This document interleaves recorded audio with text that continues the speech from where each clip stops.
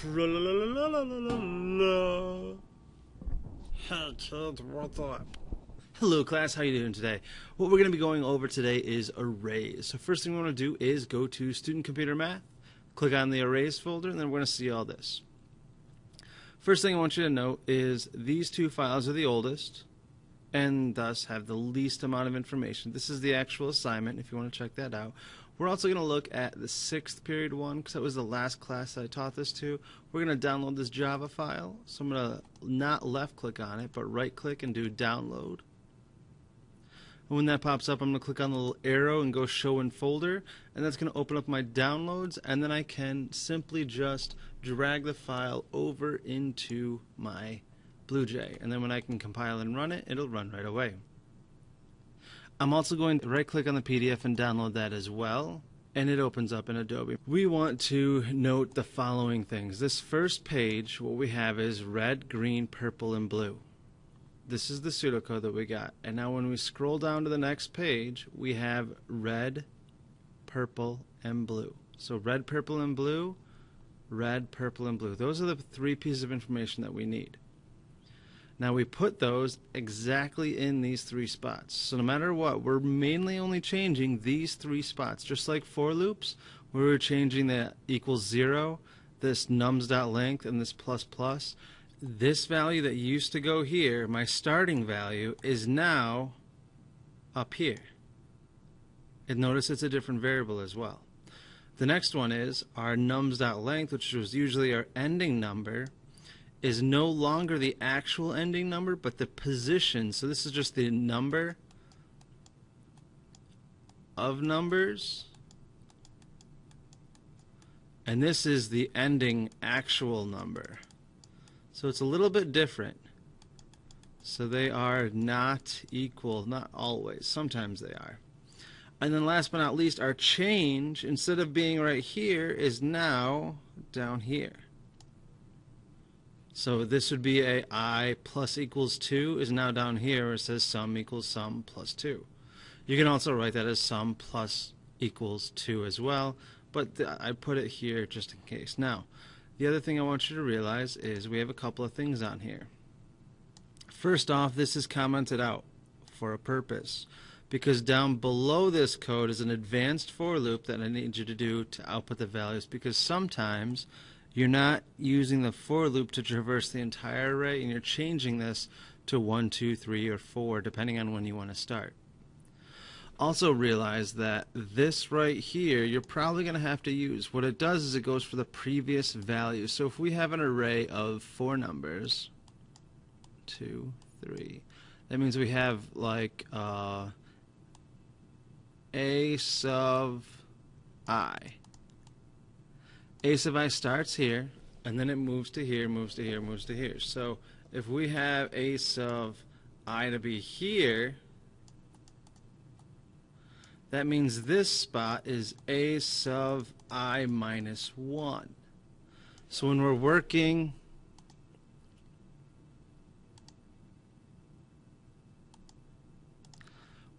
on this value right here and we want to use this data, we access it by calling a sub I minus 1. And then we use that with a modifier to change a sub I.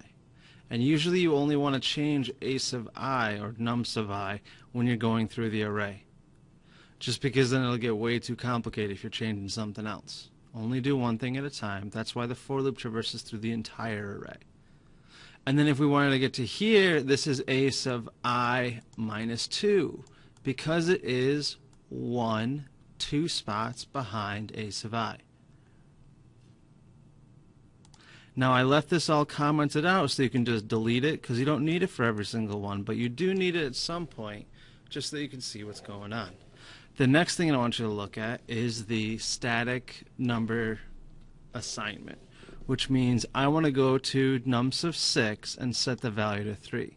So in an array of lots of values, 1, 2, 3, 4, 5, 6, 7, 8, 9, 9 values, it goes to array position 6, which when we remember, you start out counting 0, 1, 2, 3, 4, 5, 6, 7, 8. So this is actually an array of 9 because the ending array position is 8. That's why this is less than instead of less than equal to. This nums of 6, so we go to the 6th array position. It's actually the 7th value and assign a value of 3.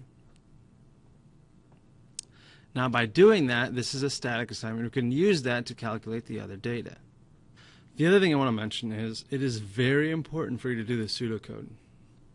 Because the assignment may be easy, but on the test it will be hard, and you will have to do the pseudocode in order to figure it out.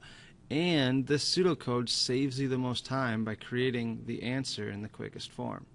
So this is the assignment. Please realize that the easiest problems are definitely not the first two. What I would do is I would order these, start with this one, then do this one, then do this one, then do this one, then do this one, and finally do the hardest one. I would highly recommend not cheating on one of these numbers. I'm not going to tell you which one. One of them is on Google. But please don't cheat, because I made it easy enough where you can figure it out on your own given some time. And you will have to figure out others like it on the test. So if you cheat, then you're going to fail the test. And the test grade is more important than the program grade. So don't do that, please. You will need this line of code somewhere. This is a conditional statement. And what I mean by conditional is the fact that if this is I mod 2, mod means the remainder when you're dividing, is I divisible by 2 and leaves no remainder, then I want to do this. And I want to do multiple things if I have parentheses, squirrely brackets. Otherwise, if it is not divisible by 2, I want to do this. And what this if-else statement says, it either does this or this and never both. The other way you can do it is you don't even need the if-else statement. You can just have an if. So you do not need this else part of it if you don't want it. You can also change this from equals equals to exclamation mark equals, which means does not equal 0. And I think that's it. Let's just do one problem real quick together. What we're going to do is we're going to take our code. This is our example code, so I'm going to scroll down to the bottom. I have these little lines to separate the new problems. So I'm going to take this, the best band ever, and I'm going to copy it. Oops, copy it with those. Copy it with the lines. I'm going to go all the way down to the bottom, and I'm going to paste it. Now, first thing I need to do is change the variable name. So I want to change the variable name to One Direction Best Band Ever. And now if I change it here, I got to change it in all the spots. So I'm only going to need one static array. So I'm just going to static setting, and I change it on the length. I'm just going to do a simple one. This right here. And also in my advanced for loop. This is the advanced for loop. What it does is it takes in every value of One Direction Best Band Ever, assign it to my value, and then go through the loop, which just prints out the value. All these comments I don't need, so I'm going to delete them. Now I want to use the sum, and I'm also going to say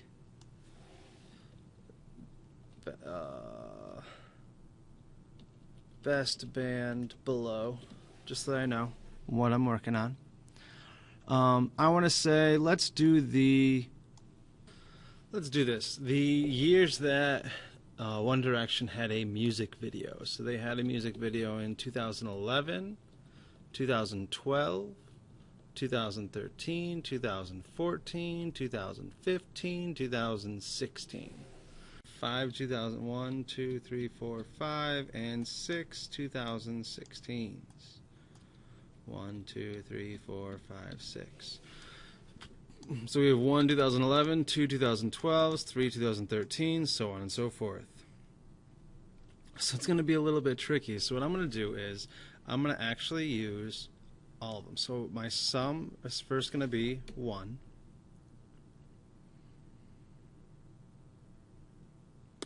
My initial value is going to be 2011. And what I'm going to say is, actually my first value is sum. I'm not going to use sum here. What I'm going to do is I'm going to use a for loop inside a for loop, which is always fun. You're not going to have to do this, but you can just skip this one line. So we're going to create a for loop for int sum int year equals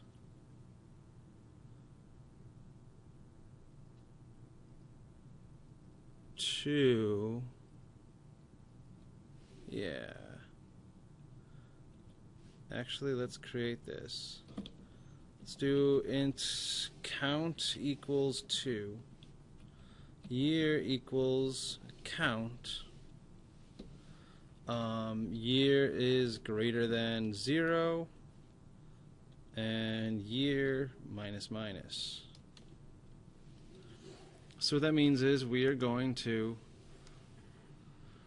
create this array that's going to go through and say, well, every time that this happens, actually I need to do something different. I can't do the for loop. I have to say an if statement. So if, let's do int year equals 2011. And let's start out with this one. Now, we're actually not going to use this static declaration, but I'm going to put that in there anyways.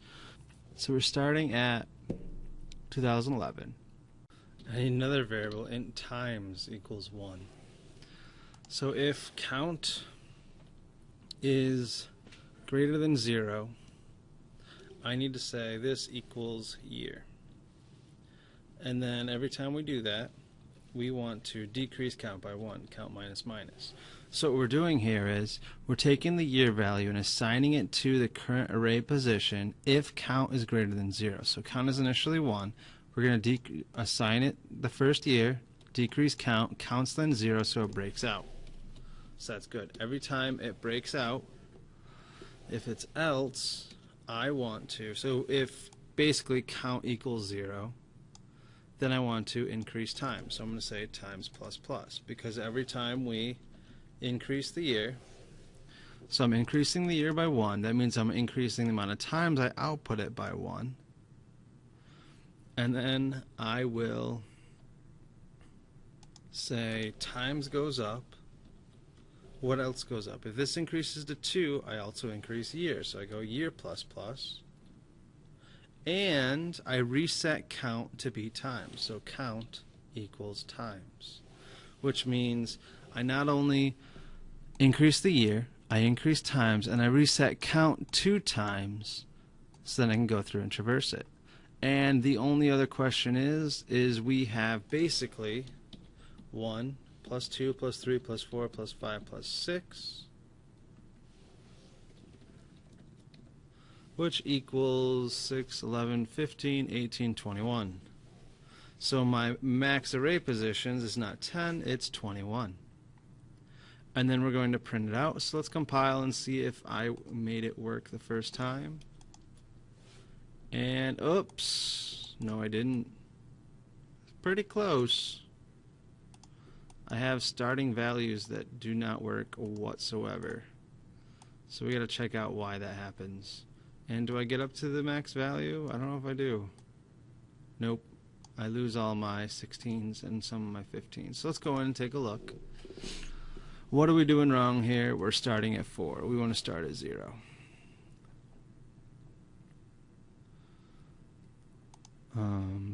Count equals that. Yeah, that should work now. Let's see if it does. We're still getting those zeros. Oh. Okay, so this is actually pretty interesting. We're getting a 0 after every time we change numbers, which is really, really cool, I think. So what that means is, what's happening is, let's assume count is 0. So this is false. So I is 1 in this case. I would be 1. Count is 0. So this is false. So I go through and change this.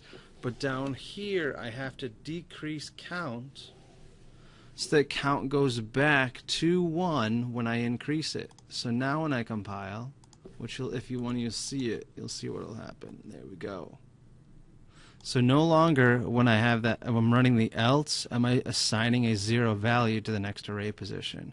And then we have our 6/16. And it was easy peasy, lemon squeezy. Now this was advanced. Most definitely. But I just wanted to show you the power of these. You'll never have to program something this hard. All you're really going to have to do is have this and change year, basically. So this line of code and this line of code is all you need. So let's do an easier one, because that's the one I want to do second. So now that I completely confused you, let's do an easy. So I'm going to copy One Direction again, because there's so many copies of One Direction out there, it's not even funny. So I'm going to say One Direction copycat, because there's a lot of cover bands out there paying respect and homage to One Direction, which is nothing wrong with that. So we have we don't need an if-else statement anymore. We don't need all these variables. We just need our count. And let's change count to, let's go, if I could fly. For all you non-One Direction believers out there, this is the best ranking single they have out there, which was ranked 83rd in the top 100 songs, I think, of the month. But anyways, if I could fly, what we're going to do is, that's going to be my changing variable. So the pattern that I want to do is, since One Direction always starts with a 1, I'm going to go 1, 3, 5, 7, 9, 11, 13. So first thing I want to do is do my pseudocode. My starting value is 1. So I'm going to really say starting value is 1. That starting value 1 goes right here. The next thing I need is the amount of numbers. Amount of numbers is 246. So that 6 goes right here. And this array positions are 0 through 5. Because if we count 0, 1, 2, 3, 4, 5 is actually 6 numbers. That's where this 6 comes from. That's why it's 0 through 5.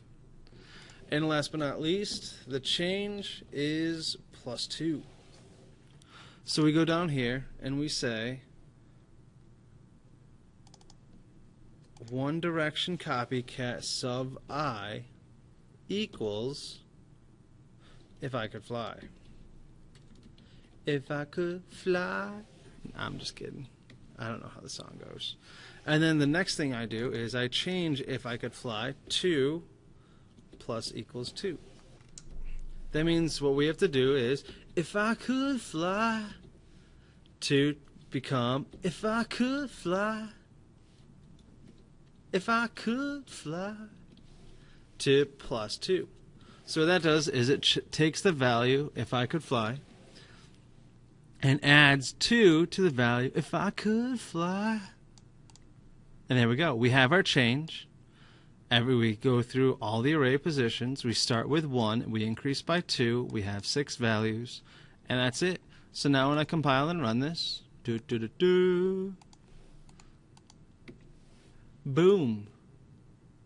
There it is.